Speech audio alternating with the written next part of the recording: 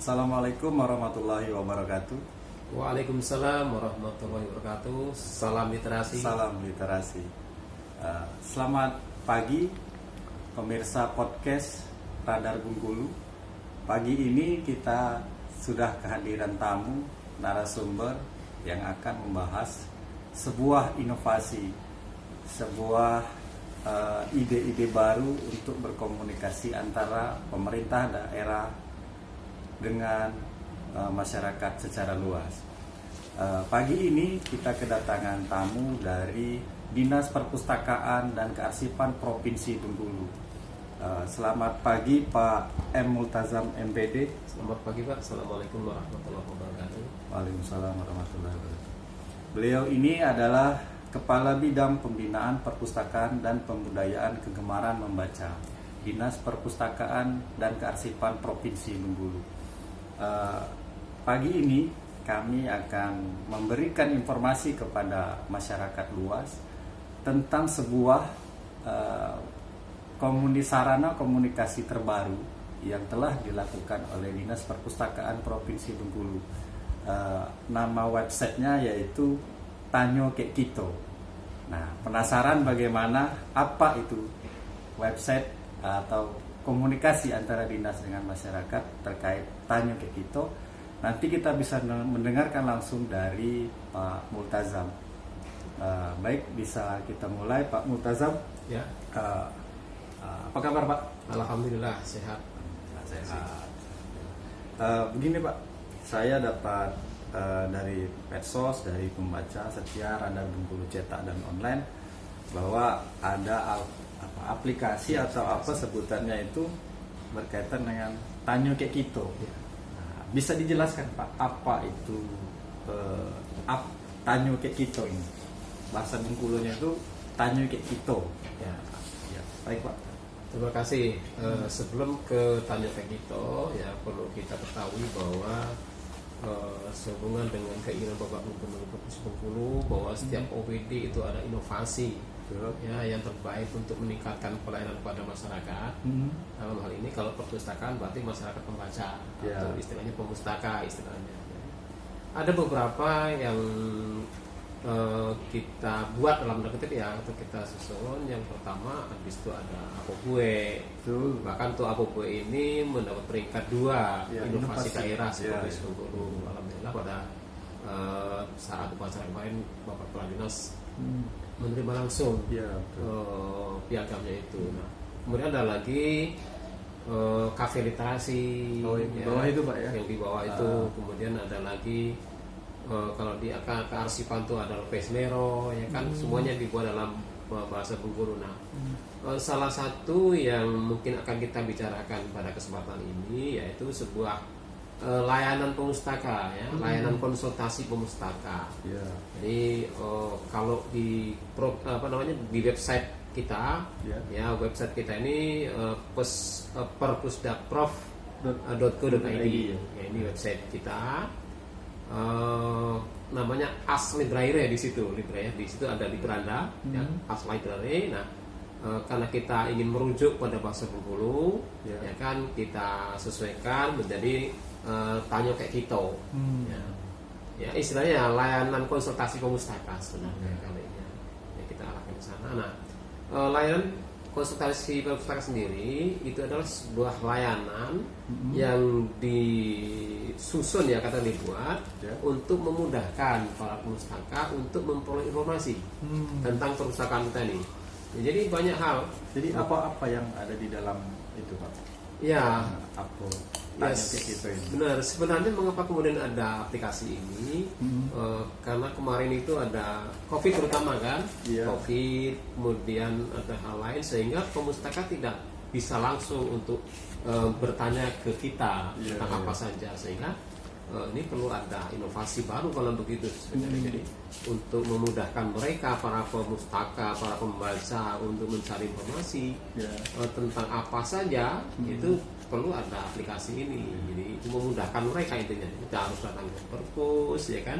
Ya cukup dengan melihat HP itu bisa bertanya. Jadi apakah mungkin bisa misalkan gini ya, pemustaka ingin mencari buku yang berjudul atau tentang kehutanan misalnya, ke hutan gitu kan dia tidak harus datang ke sini untuk nanyakan, cukup lewat website itu, cukup lewat aplikasi Tanyo Pet Kito, kemudian nanti akan diarahkan oleh aplikasi itu untuk bertanya. Jadi kita siapkan customer service-nya. Jadi semua materi dari koleksi buku bisa diakses gitu Iya, ya. apa saja yang ditanyakan kan tidak hanya mungkin yang sepele, apakah perpustakaan hari ini buka, ya kan? Nah, kita tanya jawab, kemudian jawab langsung. Apakah kemudian buku ini, buku judul ini apakah ada di sini atau tidak? Jadi kita di sistem ada opak namanya ya. Yang kita lihat ya, apakah ada buku yang ditanyakan itu? Ada katanya, langsung dia periksa sini. Untuk memudahkan pemustaka dalam mencari berbagai informasi yang berkaitan dengan perpustakaan. Artinya Dinas Perpustakaan Provinsi Bengkulu saat pandemi Covid kemarin keterbatasan bertemu tatap muka, berinteraksi sama menyediakan layanan ini. Ya. Sejauh ini bagaimana pemustaka mengakses itu, Pak? Ya, memang kita harus sadari bahwa kan ini aplikasi ini baru ya, sehingga memang belum banyak pemustaka yang tahu dengan aplikasi ini. Maka sekarang yang sedang digalakkan ya disosialisasikan kepada pembaca di situ ya, sedang disosialisasikan. Ada sebagian juga yang sudah tahu aplikasi ini dan sudah melakukan konsultasi dengan. Aksesnya bisa 24 jam. Jadi gini, atau hanya jam kerja saja gitu. Ya. Untuk aksesnya yaitu memang dibatasi ya. Karena si customer service-nya juga kan dia tetap ketika berada di kantor gitu. Kantor itu baru kita layani. Nah, untuk yang ada satu lagi ya di dalam aplikasi itu, dia masuk aplikasi tapi bisa bertanya, bisa juga memberi saran. Gitu. Jadi kalau untuk memberikan saran itu bisa dilakukan kapan saja. Jadi ketika customer service membaca ada saran, dia langsung akan balas. Jadi itu hari Minggu, hari apapun bisa dilayani seperti itu. Artinya 24 jam. Kalau yang saran, tapi ketika kalau untuk yang pencarian informasi itu kami jawab pada saat jamnya. Termasuk pinjam buku apakah bisa lewat aplikasi Tanyo kayak kita ini, Pak? Kalau mau pinjam buku, kalau tergantung. Kalau buku manual ya itu datang langsung ke kita ya. Tapi kalau yang elektronik itu bisa melalui Apobue.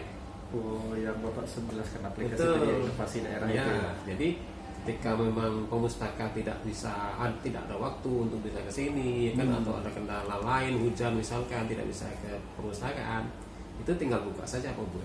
Jadi tinggal lihat HP, buka App Store, nanti ada pilihan Apobue, masuk, terus kemudian mendaftar sebagai anggota. Nanti apapun buku, ketik memang kalau ada di situ ya, itu bisa dilihat, dibacanya, dipinjam di situ.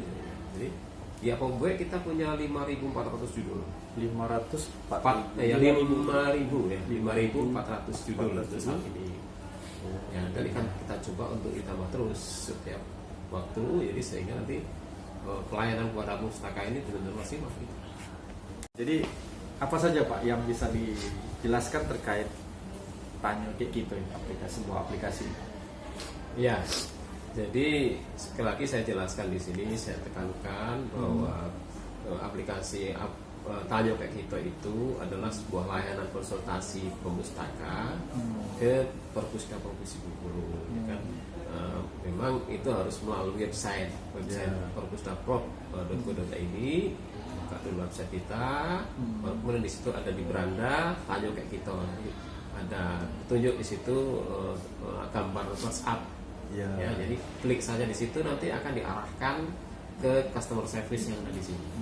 Tinggal mau tanya tentang apa atau memberi saran, ya kan? Karena untuk memberi saran ini di samping dengan WhatsApp juga ada melalui Google Drive.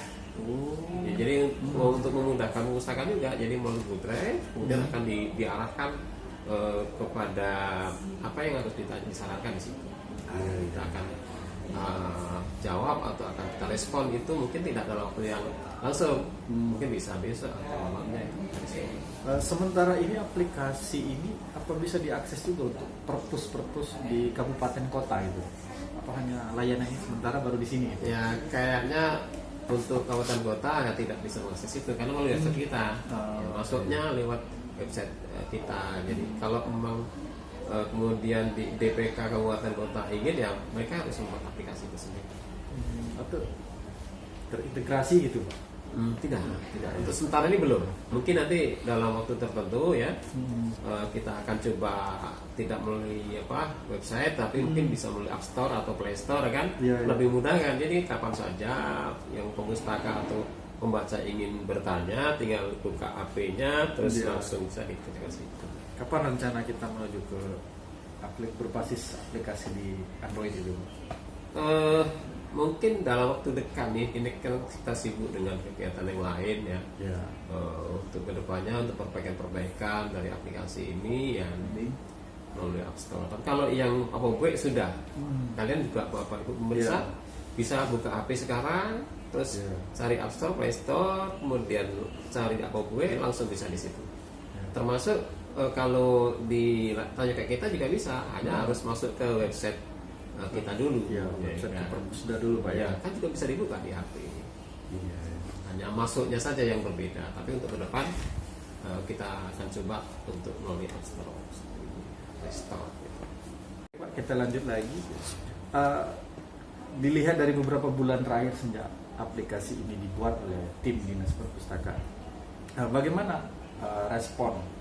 Respon itu artinya ditunjukkan dengan jumlah kunjungan atau yang berkomunikasi lewat aplikasi itu. Mohon dijelaskan.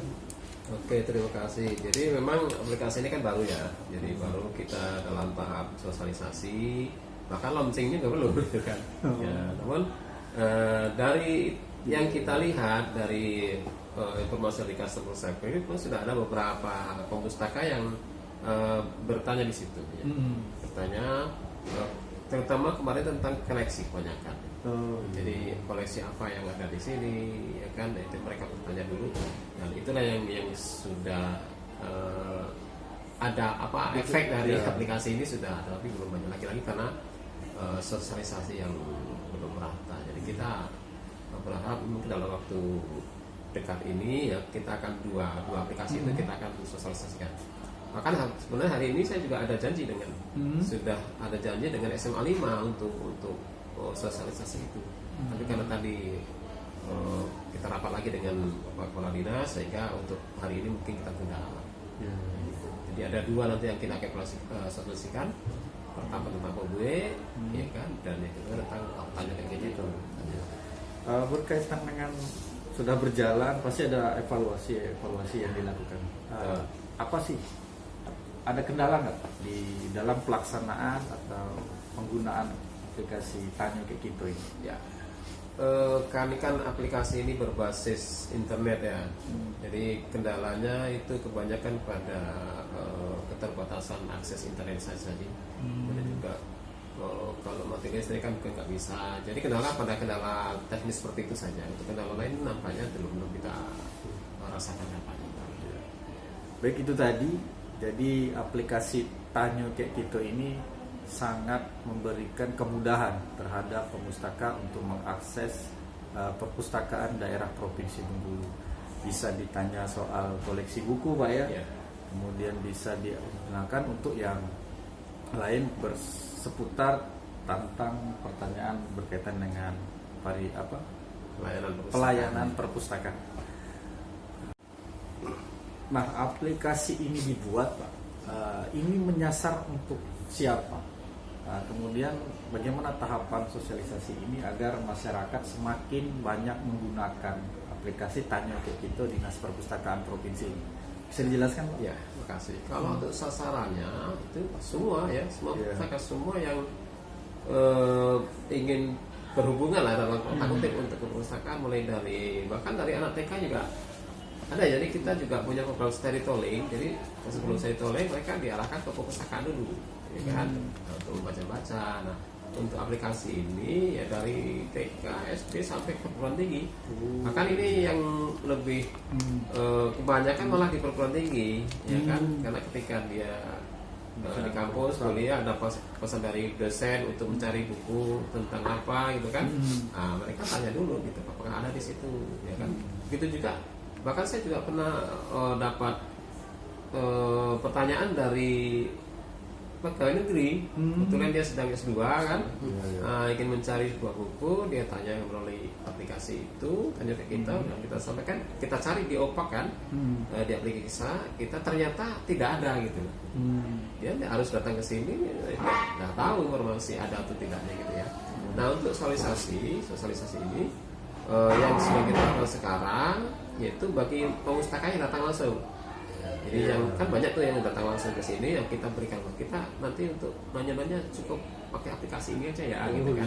Cukup akses website website-nya itu jangan harus datang ke sini, gitu kan. Nah itu yang kedua, dalam waktu dekat tadi sudah saya singgung ya, bahwa kita akan ke sekolah-sekolah. Sampai nanti kita juga akan buat semacam apa ya, poster gitu, kita akan diletakkan di tempat-tempat keramaian. Dan sekaligus ada pembuat dan ada berkaitan dengan aplikasi Tanya Kekito ini, Pak.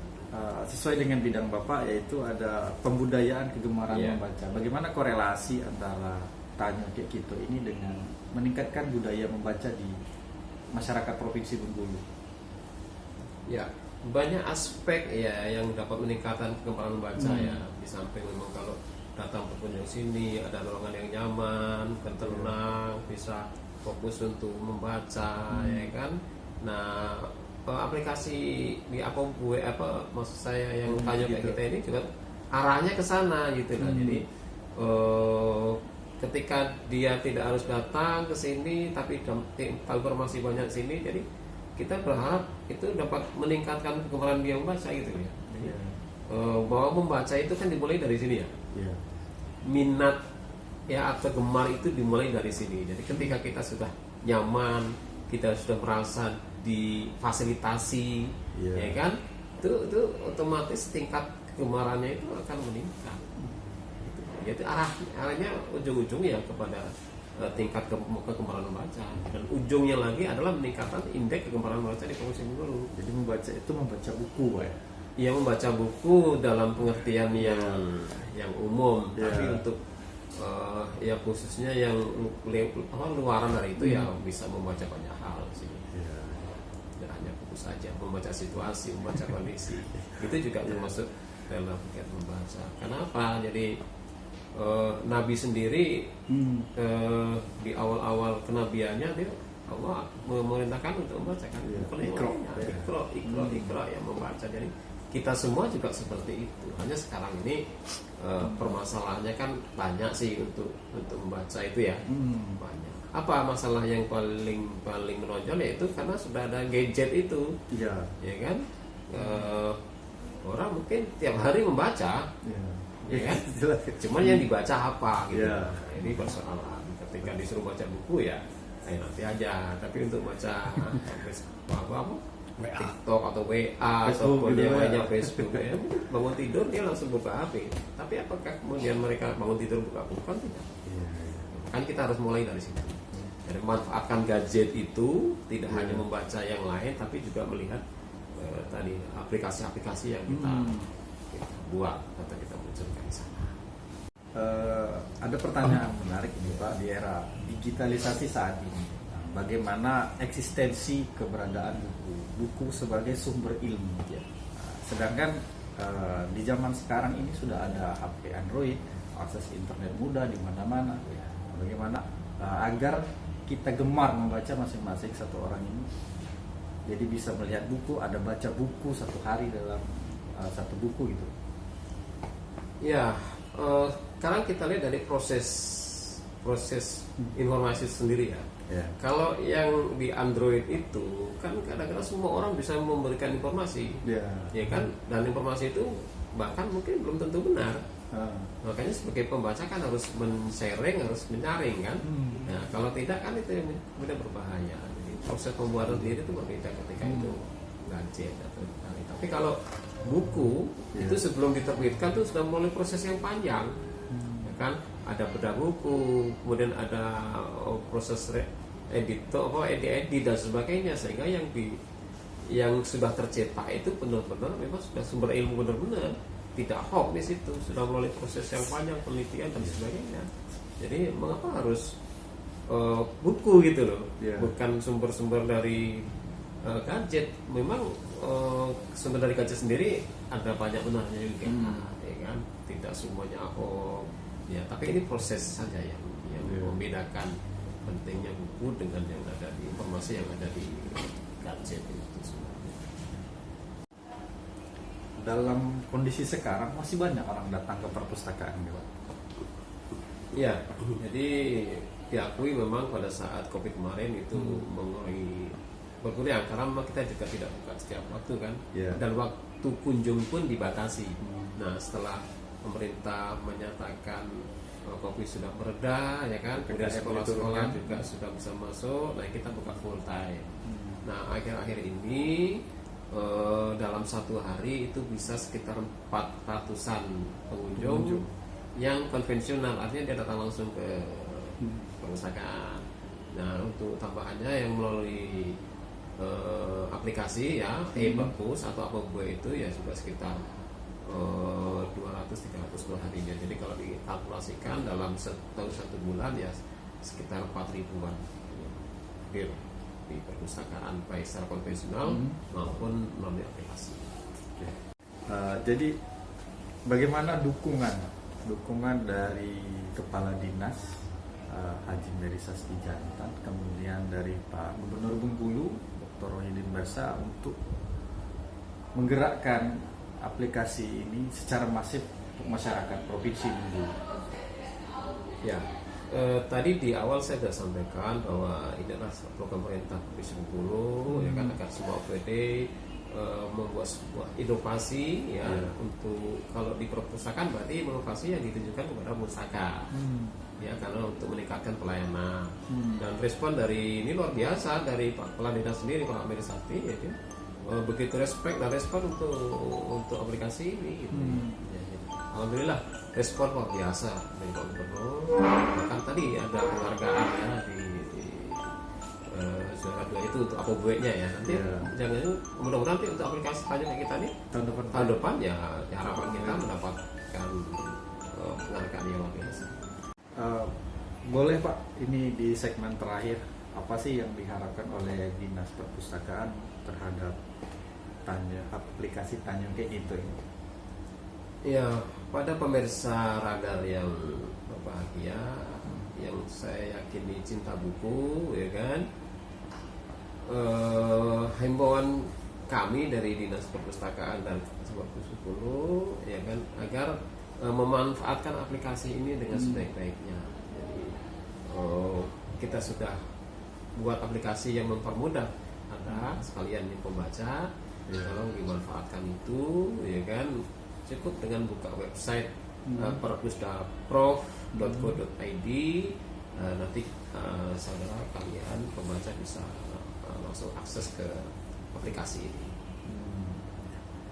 Baik pemirsa podcast Radar Bengkulu, itu tadi sejumlah ulasan yang diberikan oleh Pak Multazam terkait aplikasi Tanyo Kayak Gitu. Ternyata aplikasi ini dibuat untuk memudahkan para pemustaka mengakses perpustakaan Provinsi Bengkulu. Kita tunggu tahun depan yang insya Allah akan dibuat berbasis IT aplikasi secara penuh di App Store dan Play Store. Mudah-mudahan ini bisa terrealisasi dengan segera. Kita tunggu saja agar penggunaan aplikasi ini bisa secara lebih luas dan lebih mudah lagi. Salam jumpa di podcast Radar Bengkulu berikutnya. Literasi untuk kesejahteraan.